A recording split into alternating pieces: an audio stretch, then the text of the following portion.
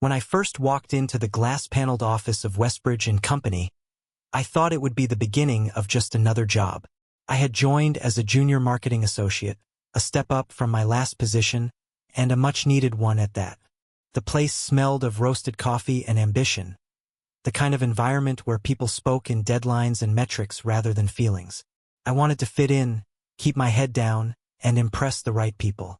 But there was one person I couldn't keep my eyes off. Mr. Adrian Westbridge, my boss. He wasn't loud like the other executives. He didn't need to be. His presence carried a quiet gravity, the kind that made you straighten your spine without realizing it. When he entered a room, the chatter dimmed.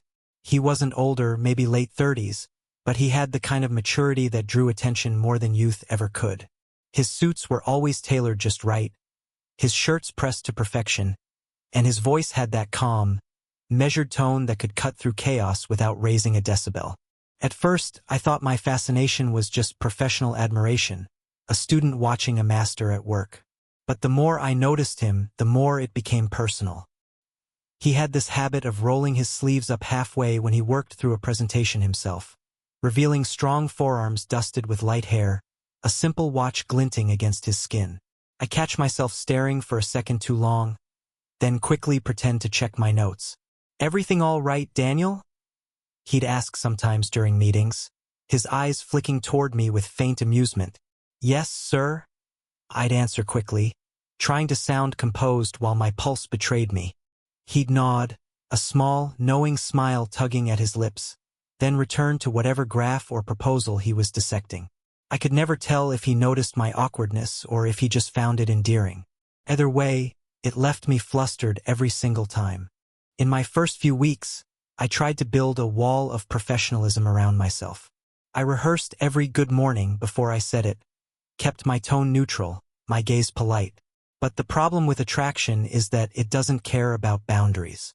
It sneaks into little moments, the brush of fingers when handing him a document, the subtle warmth when he leaned over my shoulder to review a slide, his cologne faint but distinct, something woody, clean, and impossible to ignore.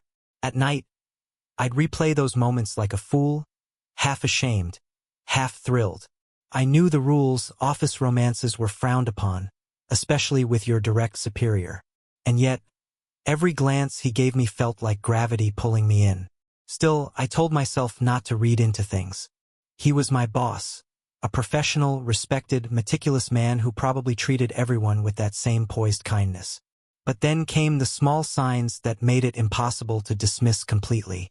He remembered little things, that I took my coffee black but with sugar, that I stayed late to finish a report even when I wasn't asked to.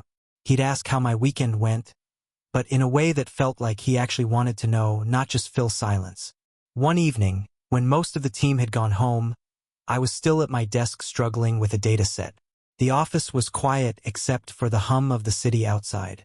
Adrian walked past, stopped, and leaned slightly against the glass wall separating our cubicles.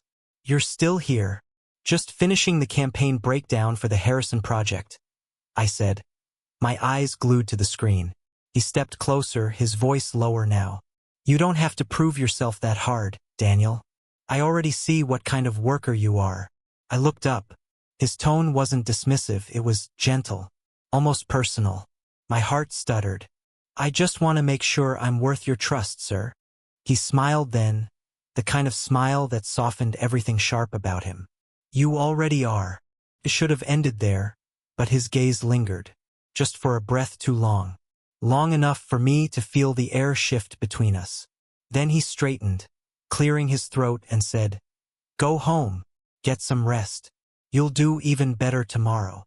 I nodded, pretending that my chest wasn't tight from that one look.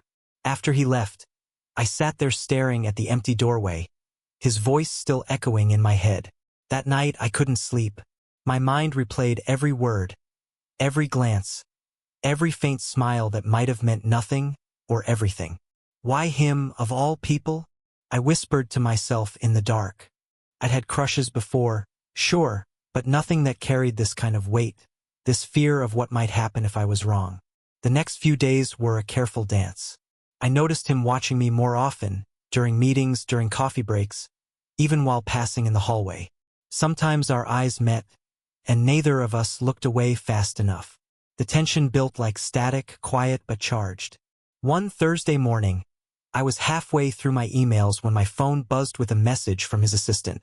"Mr. Westbridge would like to see you in his office." My stomach flipped.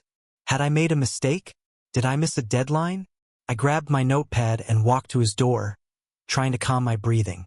"Come in," his voice called from inside. He was standing by the window, hands in his pockets, sunlight spilling across the desk. He turned when I entered, that familiar composed expression on his face. "Daniel," he said, gesturing for me to sit. "You've been doing well lately. I've been impressed." "Thank you, sir." My voice came out steadier than I felt. He studied me for a moment, then said, "I'm heading to a regional meeting next week. It's a client pitch important and I'd like you to come along. You handled the presentation material better than anyone." My heart leapt.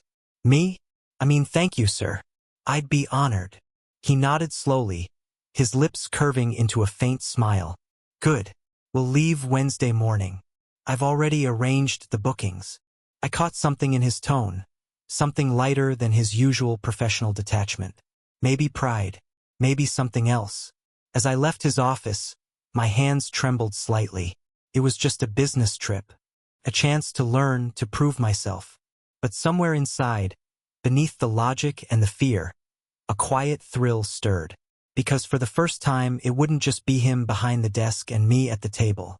It would be the two of us, out there, away from the glass walls, away from the rules. And I couldn't tell if that thought terrified me more than it excited me. The night before we left, I stood in front of my open suitcase like it was an exam. 2 shirts lay side by side. A pale blue one I wore when I wanted to look dependable, and a charcoal button-down that made me feel older than I was. I folded and unfolded them twice, changing my mind every 5 minutes. It was ridiculous, I knew. This wasn't a date. It was a client pitch. Still, when the person you're trying not to fall for is the one who approved your travel, even cotton starts to feel like strategy. I packed both. At 7 a.m., Adrian pulled up in a dark sedan that still had the quiet shimmer of a recent car wash. He stepped out in a navy suit, tie undone, the line of concentration on his brow softened by a smile when he saw me. "Morning, Daniel," he said, taking my carry-on and loading it into the trunk before I could protest. "Ready, as I'll ever be," I replied, trying to sound casual and not like my heart had started doing a nervous drum solo the moment he said my name. We slid into the car, and the city blurred into early light. The highway opened up the way it does when most people are still finishing their first coffee. Adrian drove with the same composure he brought to the office. Steady, decisive, no sudden moves. After a few minutes, he tapped the console. "Music?" he asked. "I'm apparently terrible at playlists. Prove me wrong." I laughed. "Brave of you to hand me that responsibility." "Calculated risk," he said, eyes on the road but mouth tilted in a half-smile. I queued up a mix I'd made months ago and never shared with anyone. Mostly mellow tracks, a few classics that made long stretches of highway feel cinematic.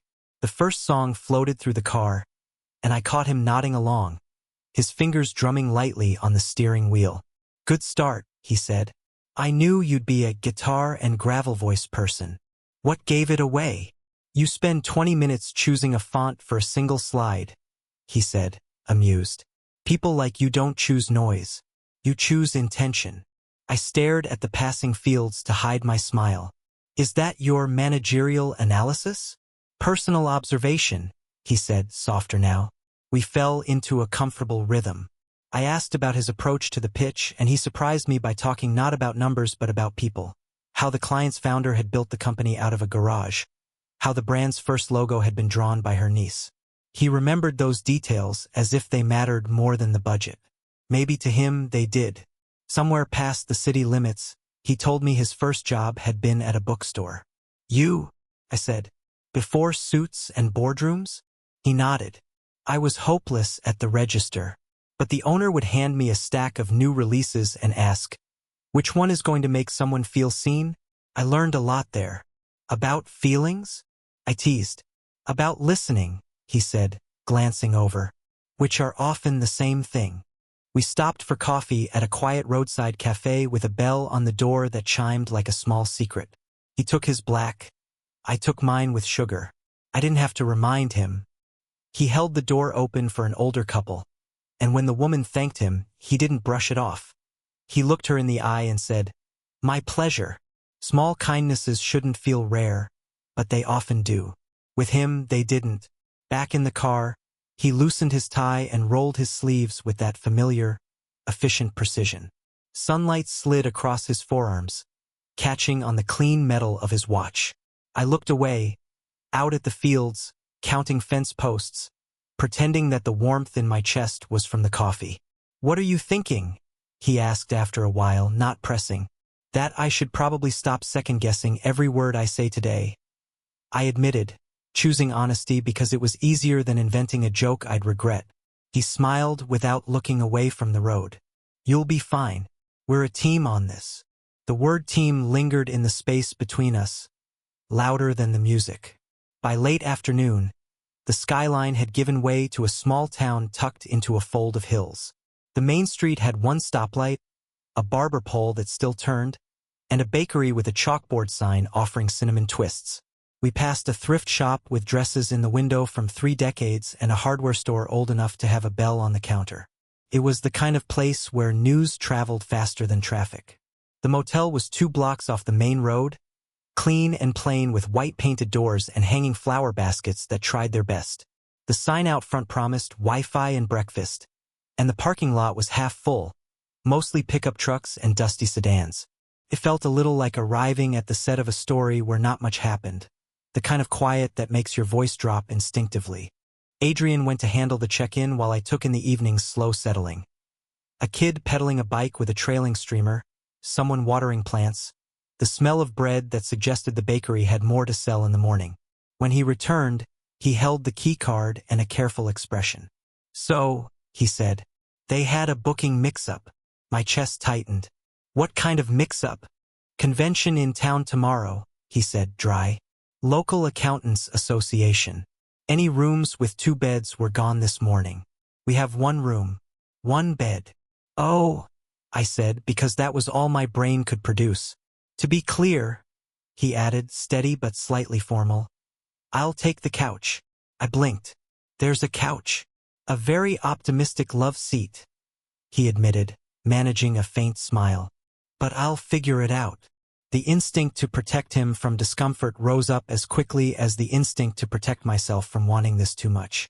"It's fine," I heard myself say. "We're adults. It's just 1 night." His gaze searched my face for a long second. Not challenging, just making sure. "Only if you're comfortable." "I am," I said, and felt the words anchor somewhere in my chest. "Really?" He nodded and unlocked the door. The room was exactly what a small-town motel promises. Neat, functional, nothing more than necessary. Beige carpet, a dresser with a clean line of dustless wood, a window that looked out on the parking lot and the slice of street beyond. In the corner sat the love seat Adrian had mentioned, barely large enough for a nap in a generous mood. The bed was a queen, made tight enough to pass inspection by any military veteran or meticulous hotel manager. We both set our bags down with the kind of exaggerated care people use when pretending not to be aware of each other. He placed his suit jacket on the back of the chair and went to hang his garment bag in the closet. I fussed with my shirts as if the order in which they hung might decide the fate of tomorrow's meeting. "Hungry?" he asked after a beat, his voice gentler than the question required. "A little," I said. "There was that bakery on the way in." "Let's go before they close," he said, and the relief in his tone matched my own. We walked the 2 blocks as the light thinned. The town had pulled in its edges for the evening. A couple laughing outside the diner, a radio playing softly from somewhere unseen. We ordered too many pastries and sat by the window with paper cups of tea. He told me a story about a pitch that had gone wrong years ago and how he'd learned to laugh afterward because it was either that or quit. He described the client we'd be meeting tomorrow, what they valued, what they feared, why he believed in their vision in the first place. "You believe in people a lot for someone who deals in numbers," I said. "Numbers are just stories with less poetry," he replied. The poetry is still there. I looked at his hands around the cup. Did you always know you wanted this? I asked.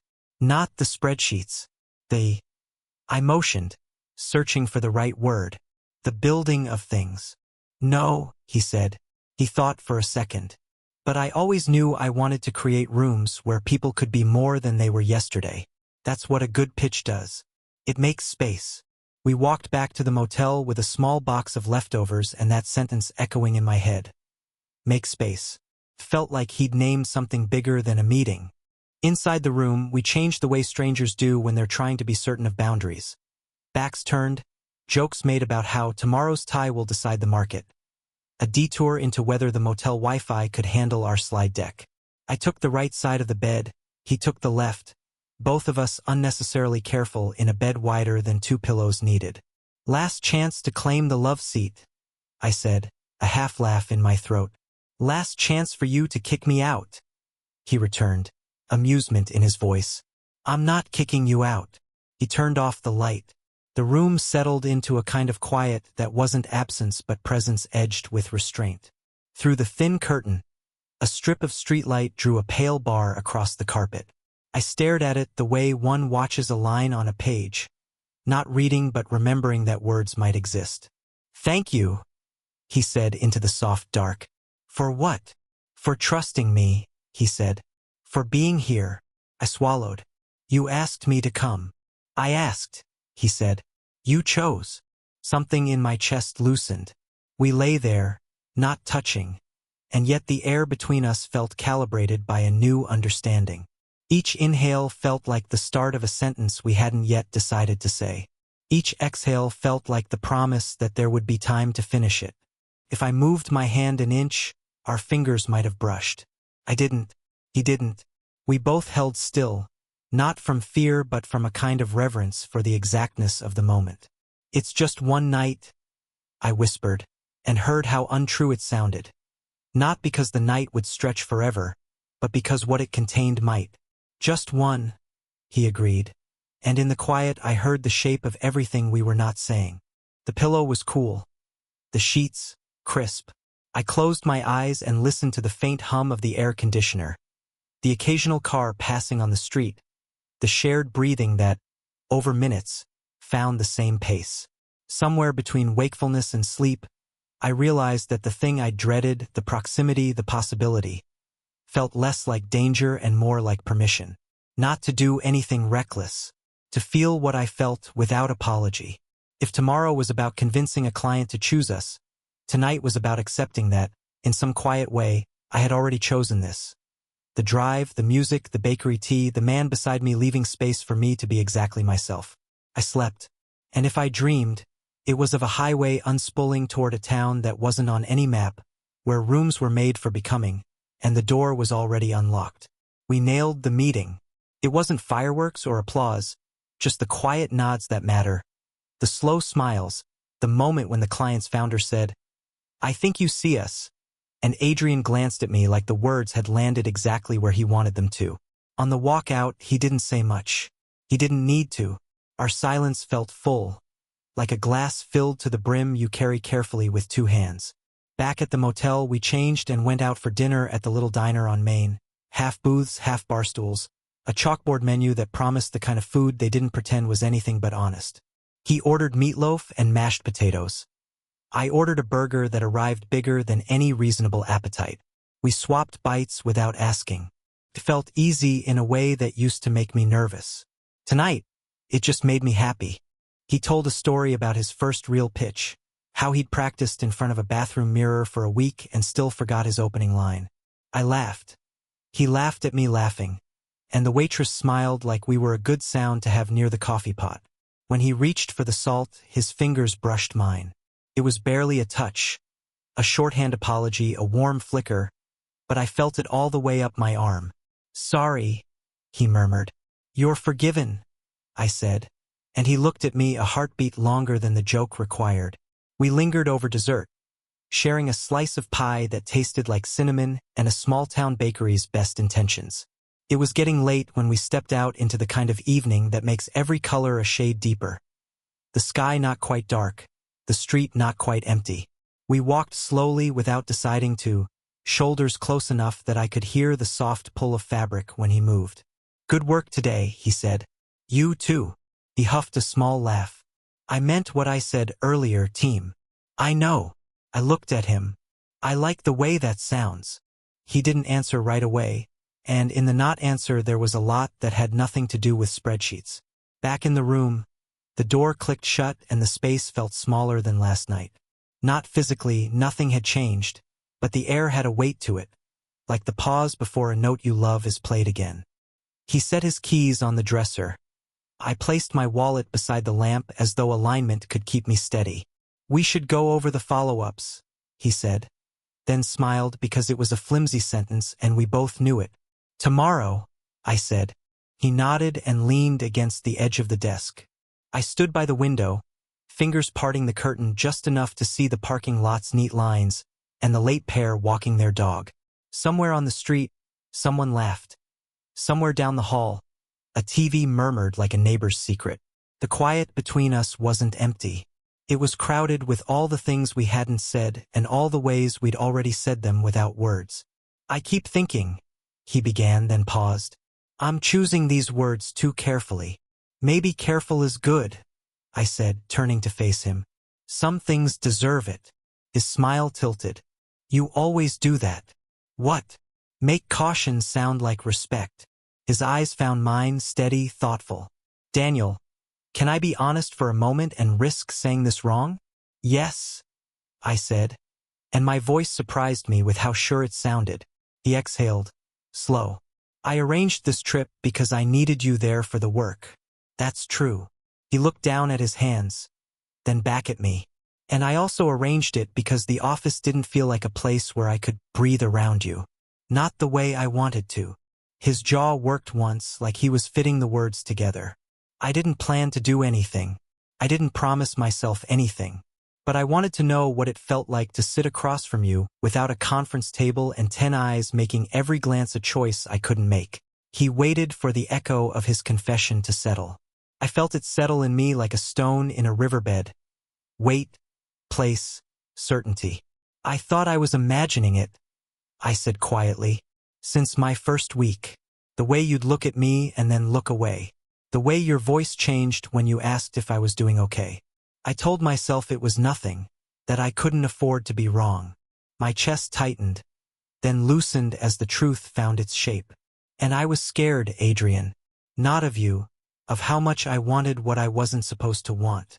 Something eased across his face. Not victory, not relief, something gentler, like recognition. "I'm your boss," he said, the simplest fact in the room. "And that means I carry responsibility for you.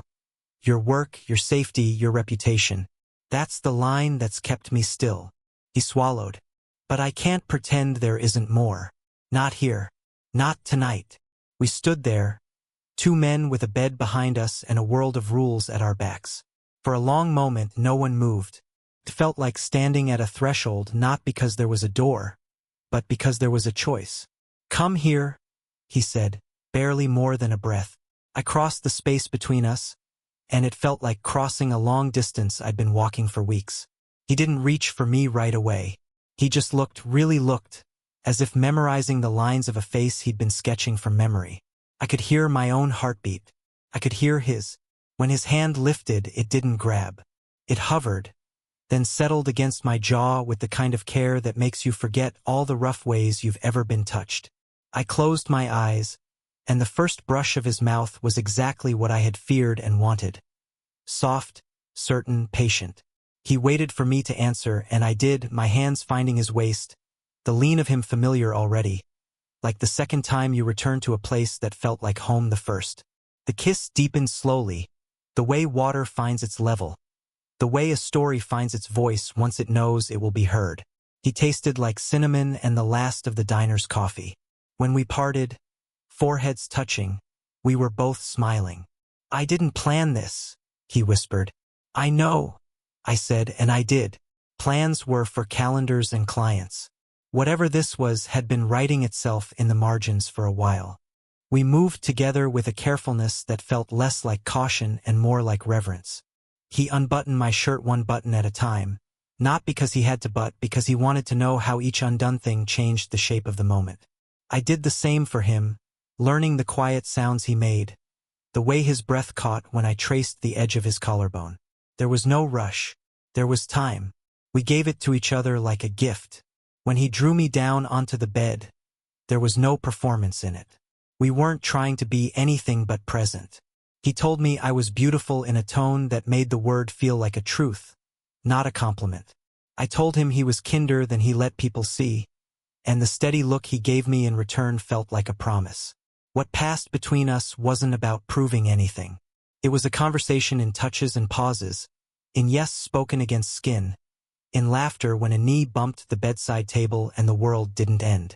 The pleasure of it, and it was pleasure deep and sharp and consuming, was threaded through with something steadier. Trust. The kind that lets you be unguarded. The kind that lets you be held. He undressed me with that same deliberate grace, like unpacking something fragile you intend to keep. When he said my name, it didn't sound like possession. It sounded like recognition. I answered with his and felt how it fit in my mouth differently now. Not Mr. Westbridge, not sir, just Adrian, as if the syllables knew they were home. Time softened at the edges. There were more kisses than I could count and more pauses than I would have expected. Moments where we just looked at each other and breathed and let our hands say what language takes longer to carry. When the rush finally rose, that unstoppable, wordless tide, it felt less like losing control and more like letting go of an old, tight fist. We fell into it together. After we stayed close. He drew the sheet up absently, then tightened his arm around me as if to say, I'm here, I'm here. The room had the hush of something finished and something beginning all at once. The air conditioner hummed. Car door shut outside. I could have counted the seconds by the slow lift and fall of his chest where my head rested. Are you okay? He asked eventually, a question too simple for the territory it covered. I smiled into his shoulder. Yes. Not just now, he said. Tomorrow. Next week. When someone in the office makes a joke they think is harmless.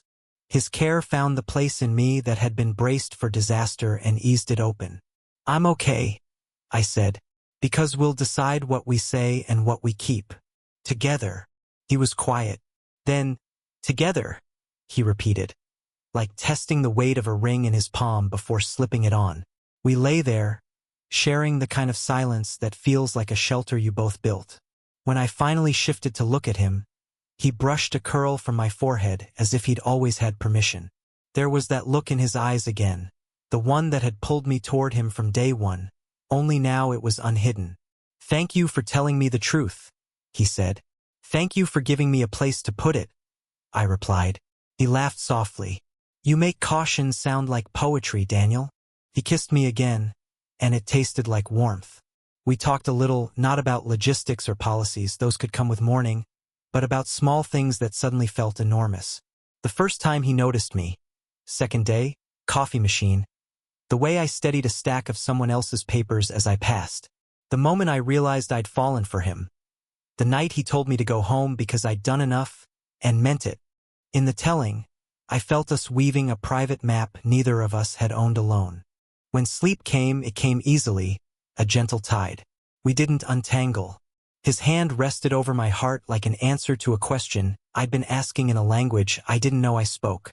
Before I drifted, I thought of something he'd said, about making rooms where people can be more than they were yesterday, and understood in a new way that this was one of those rooms. Made not of drywall and carpet, but of yes and trust and the quiet bravery of two people choosing. I breathed him in, soap, skin, the faint trace of his cologne, and felt the old fear slip back from the doorway, not vanquished but smaller. The night had not asked me to be reckless. It had asked me to be honest. And in being honest, I had found a kind of peace I hadn't known I was missing. We slept. The bed was still just one bed, but the space it held, that was larger than any room we'd been given. It was a beginning, and it felt finally like ours. Morning arrived softly, like someone turning the volume knob down on the night. I woke to the weight of an arm over my chest and the quiet awareness that the world had tilted. Not violently, just enough that the room felt new. For a few seconds I lay still, collecting the fact of us the way you gather clothes from a chair. Carefully, so nothing falls. Adrian's breath warmed the hollow of my shoulder. When I shifted, he stirred, tightened his hold for a sleepy beat, then loosened it with a murmur that sounded like my name. Light had slipped past the curtain, laying a pale bar across the carpet and the edge of the bed. I could hear distant footsteps in the hallway, the polite hum of someone's TV, the air conditioner making its unfussy promise to keep everything the same temperature. "Morning," he said, voice rough with sleep. "Morning," I answered, and felt my throat catch at how ordinary the word was and how much it held. We didn't move right away. We just breathed together, the shared rhythm that had lulled me to sleep returning like a small boat finding the tide again. The room smelled faintly of his cologne and laundry soap and the sugary ghost of last night's pie. I stared at the ceiling and felt the first skitter of panic arrive. Small, nimble, insistent. What now? He must have felt something change in me because his hand flexed. "You okay?" "I think so," I said, which was true and not enough. "Just thinking." He pressed a soft kiss to my shoulder, then rolled onto his back and rubbed a hand over his face like he was deciding whether to be a person yet. "We should get coffee before we try being impressive adults." Wise plan. We slipped from the bed with the kind of care that wasn't about the mattress and everything about each other. He handed me my shirt from the chair without ceremony, and I watched his mouth quirk as I fumbled the third button like a teenager. The domestic smallness of it, the ordinary clumsiness, made something in my chest unclench. He poured water into the Motel coffee machine and measured out the packets like a ritual he'd learned once and never questioned. The drip and bloom were tiny. The smell was solid and reassuring. We stood shoulder to shoulder by the dresser, cups warm in our hands, saying nothing useful and everything necessary. "Too sweet?" he asked, tasting mine by lifting the rim to his lips. It was an absurd intimacy, the kind you don't notice when you have it and can't stop noticing when you don't. "It's perfect," I said, though I reserve the right to change my mind after the second sip. He smiled. "Noted." The bathroom mirror held both of us as we knotted ties and tried not to bump elbows. He was quicker. I was careful. When I botched mine a second time, he stepped behind me, his fingers ghosting over the fabric. "May I?" he asked. I nodded, unable to find my voice in the moment. His hands moved with calm certainty. Fold, wrap, pull, settle. And then he smoothed the knot with his thumbs and let them rest at the hollow of my throat for a breath before he stepped back. Our eyes met in the mirror. We both smiled, a little shy, a little delighted. "It suits you," he said. "The tie or your hands?" "That," he said softly, and I had to look away or I wasn't going to remember how doors worked. But as we packed, that nimble panic returned, this time with words. Was last night a mistake? Am I just a mistake to him? I hated the fear for showing up with its shoes on in our clean morning. I hated how quickly my mind rehearsed disasters. Gossip, risk, regret. I put my mug down and forced myself to face him. "Adrian," I began, then stopped, because the name was a small bridge and I just stepped onto it. "I need to ask you something, and I want you to answer even if the answer is hard." He turned, attentive in the way that had undone me from the start. "Ask. Was last night a mistake?" The words felt raw in my mouth. "Am I just a mistake to you?" Something tightened and then softened across his face. He set his own cup down and came close, not rushing, not reaching, simply arriving. "No," he said. "You're not a mistake. What we did isn't a mistake." His tone was even steady, like he was laying planks across water. "But we have to be careful. Not because I don't want this, because I do. And because I'm responsible for how the world sees us at work, for what it could cost you, not just me." The breath I'd been holding slid out of me. "Okay," I said, my voice steadied. "Okay." He hesitated, then added, "If careful ever starts to sound like hiding, you tell me. We'll renegotiate with the universe." I laughed, startled and relieved. "You're very good at contracts. Only the ones I intend to honor." We finished getting ready, the small choreography of it oddly calming. folding shirts, zipping bags, checking the room twice so we didn't leave behind a charger or, metaphorically, our courage. When we stepped out into the hallway, he looked both ways though we didn't need to, and the gentlemanliness of it made me grin for no reason. The air outside had that crisp, early town feeling, sidewalk swept, bakery sign already flipped to open, a kid waiting with a backpack and a sense of time that didn't depend on email. We returned the key, thanked the clerk, and carried our bags to the car with the casual synchronicity of people who had walked together before and would again. He opened my door without thinking. I let him. The drive began in gentle silence. He set one hand at 12 o'clock on the wheel, the other loose on his thigh. I picked a playlist, quieter today, the kind that threads a day together instead of punctuating it, and let the road do what roads do. Fields slid by. A tractor shouldered along a fence line. Sunlight climbed and settled. The landscape didn't know us, which felt like a kindness. At some point, his fingers drifted and brushed my knee. A touch so light I could have pretended it never happened. I didn't.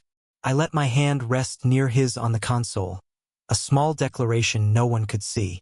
Later, when we hit a string of gentle curves, he glanced over and smiled like the road had told him a joke only we understood. "Hungry?" he asked an hour in. "Always." The first day back felt almost normal, which is to say that it didn't. We arrived at different times. We rode different elevators. We let an empty hallway open between us and fill with the usual office noises. Keyboards, clipped laughter, the bubble of the espresso machine in the break room. Professionalism is choreography, and we knew the steps. But even choreography can't hide the music if you've learned it by heart. By mid-morning, the whispers started. They didn't come at me head-on. They arrived sidewise. An intern's double take when Adrian paused near my desk. A project manager's comment about how travel really bonds a team. The way two analysts went quiet as I walked into the kitchen for water, then turned the volume back up to harmless the second I left. In a meeting about the new client's onboarding, I felt his gaze once. A brief check-in, just enough to say you're doing fine, and felt 3 other gazes follow it like cats tracking a laser pointer. I kept my eyes on the slide. My voice sounded like mine. Still, by afternoon, a knot had formed under my ribs and tied itself tighter with each small silence. I'm not naive. Offices are ecosystems. Gossip is one of their native species. But I had spent the early weeks here defining myself by the work. The clean deck, the careful numbers, the last-minute save, and the thought of becoming a story, any story, made my hands go cold. So I did the thing I knew how to do. I withdrew. Not dramatically. Just a step back that became another step and then a habit. I stopped lingering after meetings, stopped dropping by Adrian's office with a question I could have emailed, stopped making jokes that only he would catch. I felt the distance like a draft in a room you can't heat evenly. He noticed. Of course he noticed. He didn't chase, but I could feel his patience like a steady hand held out in the dark, waiting. 2 days later, Sarah from Brand Strategy appeared at my desk with a smile that was friendly enough to be a warning. "Welcome back, Road Warrior," she said. "Thanks," I replied, clicking my laptop awake and pretending to search for something. "How was Westbridge in the wild?" she teased, glancing toward Adrian's closed door. "Efficient," I said, keeping my tone light. "He makes small talk with stoplights and they listen." She laughed. "I bet." She leaned in a fraction. "You know how it is around here. People notice things." I looked up, met her eyes and held them. "They notice good work?" "To start with," she said, and her smile had a kindness I wanted to be moved by. "Just don't let them make you smaller." When she left, my cheeks were hot. Not with shame exactly, with the realization that good intentions can still carry a hook. My instinct doubled down. I skipped the team coffee. I ate lunch at my desk. When Adrian walked the floor to check in on the Harrison campaign, he stopped at every cluster. At mine, he asked 3 crisp questions, listened, nodded, and moved on. "Let them talk," he said later, drifting by the table where I was annotating the pitch notes. His voice so low it could have been the hum of the HVAC.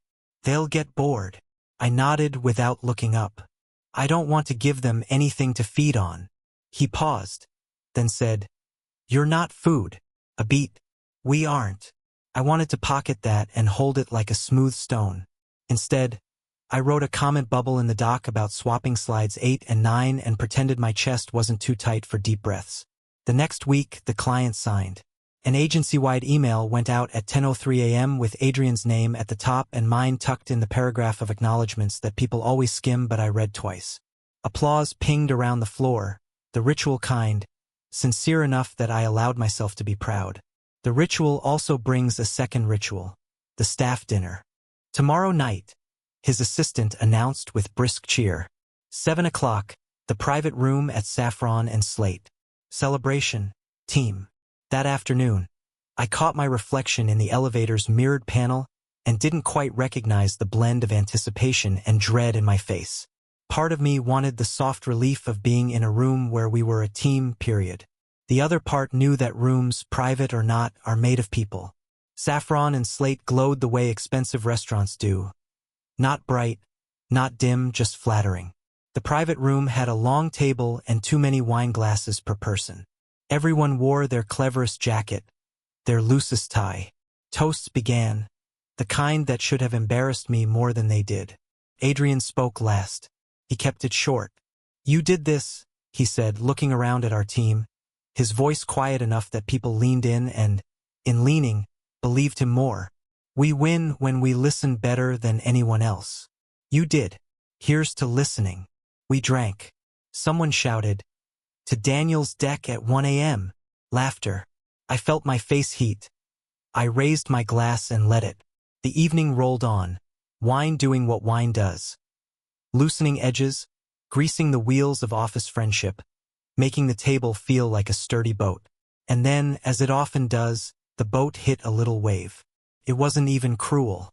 It never is. Cruelty gets you fired. It was the kind of teasing that imagines itself charming because it sounds like we're all adults here. Travel really brings out the best in people, said Mark from Analytics, who had taken the wine's invitation too literally. Right, Daniel? Big win for you. Big night for you. Heard the motel situation was cozy.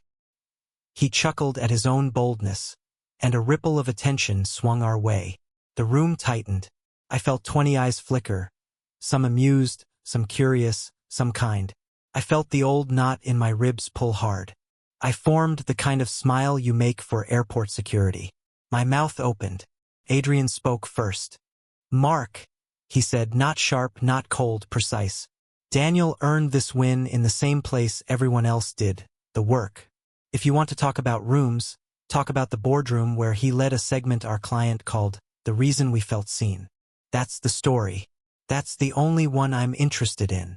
He lifted his glass. To Daniel's work. There was a beat. The small stunned silence after a glass hits the table a little harder than expected. Then, almost sheepishly, a chorus. To Daniel. My name went around the table and came back softer, truer. Mark flushed and looked down. Someone clapped me on the shoulder. Sarah met my eyes across the candles and gave the kind of nod that says good. I hadn't realized I'd been holding my breath until my lungs clarified their priorities. Adrian didn't look at me right away. He let the room reset, let a joke about dessert take the air back to normal. Later, when people stood to mingle, he drifted over with a neutral expression anyone could have worn. Good speech, I said lightly. Truth, he said. Not performance. A pause. You okay? I am now. Good. He let the silence sit there for a second, companionable. Then, just before he turned to answer a question from operations, he added low, I don't care what they think. You matter more. It landed in me like a key turning. Not because I hadn't known it, because he had said it where he could have hidden. After the dinner, the night air felt cooler than it should, like the city had opened a window just for me. We walked out separately, the choreography still ours to keep. I waited by the corner until the group dispersed, then took the long way to the garage. Halfway there, I heard his footsteps fall into rhythm with mine. Elevator? He asked softly. Stairs, I said, and we climbed one flight, then another, until the layers of the building's noise thinned into the hush of a half-empty level. He led us to a stretch of shadow between two columns where the security camera couldn't quite be bothered to see. Up close, the professionalism peeled away like a label soaked off glass. He looked at me like he'd been holding himself in place against a tide and had finally stopped pretending it wasn't there. "I wanted to say it where you could hear it," he said. "Not just think it." "You did," I said. My voice came out steadier than I felt. "I heard you." He reached for my hand. Not the cautious brush from the car, not the fleeting press of a red light, a full, warm link of fingers that said present. He didn't pull me close. He didn't steal anything from the moment. He just held on. "I can't promise this will be easy," he said. The garage's cold air caught the edges of his words. "I can't promise I won't make mistakes trying to protect us both. But I can promise I won't let other people's comfort decide our truth." A laugh escaped me, surprised, unguarded. "You talk like a contract again." "I talk like a man who knows what he's willing to sign." I stepped in then. Not much, just enough that I could see the flecks of green in his eyes. The hum of the building felt far away. I raised our joined hands and pressed my mouth to his knuckles. A gesture so old-fashioned it felt radical. "I don't want to hide," I said. "I just want to keep what's ours intact while we figure it out." "We will," he said. "And if the office needs a story, they can have this one. We do good work. We're good to each other. The rest is none of theirs." He leaned in, and I felt his breath before his lips. A brief, careful kiss that still managed to rearrange my sense of scale. When we parted, he rested his forehead to mine for a second, the simplest bridge. We walked back to our cars with that small, buoyant silence people carry after a decision is made. I slept that night with the relief that follows an honest answer. In the morning, the whispers were still there, but quieter, or maybe I just heard them differently. They were not the chorus of a jury. They were wind. And wind is what you walk through on your way somewhere you've chosen to go. At my desk, an email from Adrian waited, CCING the team, asking for a final pass on the client's welcome deck. I answered with a crisp, efficient note and attached a beautifully boring spreadsheet. Professionalism is choreography. But when he passed by my station later, there was an extra beat in his smile, a glint in his eyes that wasn't for anyone else. It was a small thing. It was everything. Inner conflict had done its loops. Courage had found its landing. Commitment. Not the dramatic kind that requires declarations, just the daily kind you renew with a look and a steady hand, began to take root. And in that quiet rooting, the office didn't feel like a court anymore. It felt like a place with walls and doors and canyons of glass where, if you listened carefully, you could hear the sound of something new being built. Weeks passed. The office settled into its usual rhythms, and so did we. It turned out you can carry two truths without dropping either. We were colleagues who did careful, excellent work. We were also two men learning how to love each other without turning our days into theater. We didn't make speeches. We made choices. We arrived at different times. We staggered departures. We talked in conference rooms about budgets and brand voice, and later, in kitchens about salt and music and whether basil really makes everything better. It does, if you ask Adrian. I hold the pro-cilantro dissenting opinion. The whispers never fully disappeared, but they thinned into the background hiss of any workplace. Traffic noise you learn to check for only when crossing. We also did a very boring thing that felt quietly radical. We met with HR. Not for confessions, for clarity. We read the policy, asked about reporting lines, discussed options. Adrian moved my dotted line to another senior manager for performance reviews. It wasn't dramatic. It was administrative kindness, a way to protect the work from becoming a proxy battlefield. When the paperwork finished, I felt something uncoil in me that I didn't know I'd been holding. The relief of permissions aligned with reality.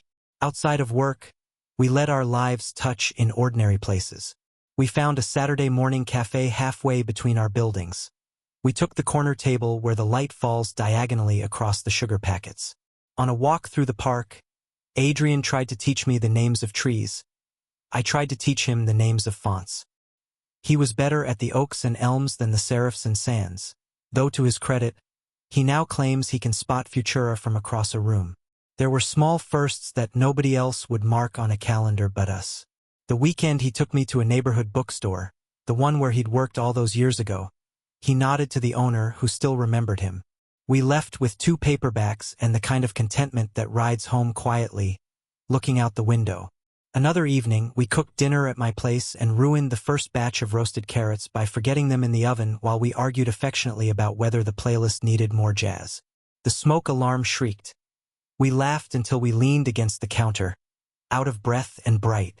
Fear had been my closest companion for so long, fear of being seen, fear of doing something irreversible, fear of wanting too much. It took time, but fear learned to sit politely in a corner while respect took the chair beside me and love unfolded a napkin and asked what I was having. Adrian never demanded my fear go away. He just refused to negotiate with it as if it were the only adult in the room. "We'll invite it," he said once, "but it doesn't get to order for us." At work, our rhythm sharpened.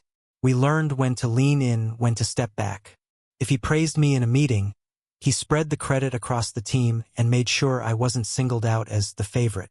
If I disagreed with him on strategy, I did it with the same respect I'd give any leader, and he returned it with the practiced grace of someone who believes disagreement is a path, not a pit. We were boringly good at our jobs. It helped. Some afternoons, I'd pass Sarah in the hallway and catch a small, private smile. One that said not "I know but I see" kindness. It felt like a blessing, the kind you don't ask for but recognize when it lands. One Friday, close to sunset, we wrapped a long week with a client call that ended more with gratitude than deliverables. After the hang-up chimes faded, Adrian looked around the quieting floor. "Dinner?" he asked, casual, like colleagues sometimes are. I nodded. We waited a few extra minutes before heading out, the choreography still our friend, and walked to a place we both liked, the one with the corner banquette and the steady clink of glassware. We talked about everything that wasn't work. A podcast episode he loved, a childhood story about his brother building a soapbox racer, the ridiculous lemon tree on my balcony that had decided it was decorative rather than productive. We split a creme brulee. He let me crack the sugar top. On the way to his apartment, we stopped at a market to pick up coffee for the morning. In line, the couple in front of us argued affectionately about which oat milk froths better. Adrian nudged me with his shoulder at the exact moment the man said "we," as if he'd been waiting to point out that the smallest words carry whole houses. At the register, he paid without ceremony. Outside, with the city softened under its evening lights, he reached for my hand. We stood there in the glow, fingertips linked. No one gasped. No one pointed. A teenager zipped by on a skateboard. A bus sighed. The world, busy being itself, let us belong to it. "Still good?" he asked. I squeezed. Still good. His apartment had become familiar in stages, first as a place where we debriefed and exhaled, then as a place where the spare blanket in the closet moved to the end of the couch for regular use, then as a place where I knew which cabinet held the tea and which drawer contained the bottle opener that always migrates. It's a warm, high-floor space with a view that turns windows into movie screens, small rectangles of other people's evenings playing silently across our own. That night, the living room belonged to soft lamps and the sound of rain not falling, the city at peace with itself. He kicked off his shoes in the doorway the way he always does, as if leaving behind an armor he carries lightly but not without cost. I set the coffee on the counter and, without being asked, filled the kettle. It's a tiny thing, but intimacy is a collage of tiny things glued together with attention. We ate leftover takeout at the coffee table, cold noodles, too many dumplings, an orange we split with our thumbs. We told stories that had nothing to prove. He described how his mother used to whistle when she folded laundry. I admitted that, as a kid, I'd staged imaginary TV interviews with myself after doing well on a math test. He found that detail exactly as adorable as I'd hoped. At one point, he laughed and tipped his head back, and I felt the quiet pride that comes from being the reason someone's face softens. Not because I said something clever, because I stayed. After we cleaned up, he walked to a small ceramic bowl by the door, the place where keys from 2 lives had started to gather. He picked up a new one, a modest brass thing that had been cut recently, and rolled it in his palm like a coin he hadn't decided to spend. He turned and held it out. "Try it," he said. I blinked. Try what? Being someone who doesn't knock. Took a moment for my fingers to cooperate. When the key turned and the lock gave its soft consent, something in me did, too. He didn't make it ceremonial. He let it be what it was. Permission, trust, an invitation to a future written in present tense. I took the key off the ring again, then slid it back, next to my own apartment key. Two small teeth nestled like a secret handshake. Okay? He asked, searching my face not for gratitude but for comfort. Okay, I said. My voice wobbled. More than okay. We settled on the couch, the city unfurling itself beneath the windows in quiet strips of light. He stretched out. I tucked in. Our feet found each other like they'd rehearsed. We talked about the weekend, groceries, laundry, maybe a drive if the weather behaved. We talked about nothing at all, which is to say we talked like people who carry silence without fear. At some point, a message pinged from Sarah. A photo of 3 of our teammates out for drinks. Caption: cheers to a sane week ahead. No gossip. No hints. Just the ordinary camaraderie of people who make things together. Underneath, a single line from her to me. Proud of your work. Proud of the way you walk through noise. I showed it to Adrian. He read it, smiled, and handed my phone back like someone returning a medal you'd earned. Good team, he said. Very, I agreed. Later, he fell asleep with his head against my shoulder, breathing the steady rhythm of someone who doesn't fight rest when it arrives. I watched the buildings blink and dim and felt how the word home had stretched to fit more than one address. I thought of the first morning I'd stood paralyzed in front of a suitcase, weighing shirts like moral decisions. I thought of the motel's single bed, the strip of streetlight on the carpet, the moment he said you chose and meant it as an honor, not an absolution. The map we'd been drawing had turned into streets we could walk without consulting directions every 10 steps. We kept learning our boundaries and revising them when they proved too small. He held my hand at the farmer's market but not in the elevator. I introduced him to a friend as someone I care about, and when the friend hugged him goodbye with a grin big enough to light a lobby, Adrian laughed and said later, "You have good taste in people." We learned the grace of small public truths and private expanses. And each time fear asked to drive, we let it sit in the back seat with the grocery bags, then reminded it that we had the map. One afternoon, weeks later, we left the office at different times and still met at the same crosswalk. A coworker, one of the analysts who'd gone silent in the kitchen that first week, looked up from her phone, saw us, and offered a smile that belonged to real life, not rumor. We all waited for the light. When it changed, the 3 of us crossed in the crowd. Simple. Human. Enough. Back at his place that evening, we did nothing remarkable. He read on the couch while I answered a few emails I shouldn't have brought home. We ordered groceries. He watered the impossible lemon tree I'd gifted in a fit of optimism, and we both pretended it had a future. When I closed my laptop, he was already looking at me like he knew which line on which page had finally let me go. I sat down beside him. He handed me a mug of tea. We didn't need to narrate our day. We were living it. If someone had told me months earlier that peace would feel like this, not a parade, not the absence of risk, but the steady presence of respect, I would have assumed they were selling something. Turns out they would have been telling the truth. The fear didn't vanish. It just lost its claim on first position. In its place stood the quiet courage of daily decisions. The breakfast dishes we washed, the emails we worded carefully, the hand he reached for in the crosswalk when no one was looking and sometimes when they were. He once called it a work trip, but it became the beginning of everything I never dared to want. I sat with that sentence a long time, holding it up to the light like glass, turning it to see the patterns inside. The city went on being a city. The kettle clicked. The lemon tree refused to bloom. Adrian slid closer, his shoulder warm against mine, and I felt the click of another small consent. The world didn't need to be told we were happy for it to be true.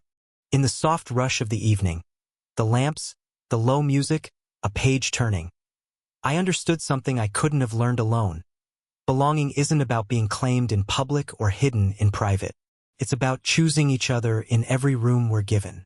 We had done that in motel rooms and boardrooms, at bakeries and banquettes, in hallways that carry other people's footsteps and in a living room that carries only ours. Felt earned, not lucky. Felt right. We cleaned up the cups. We turned off the lamps. At the door, I hung my jacket next to his without thinking, the sleeves brushing like two lines of text finding the same margin. When I reached for the bowl, the keys were there. Metal proof of trust, ordinary and shining.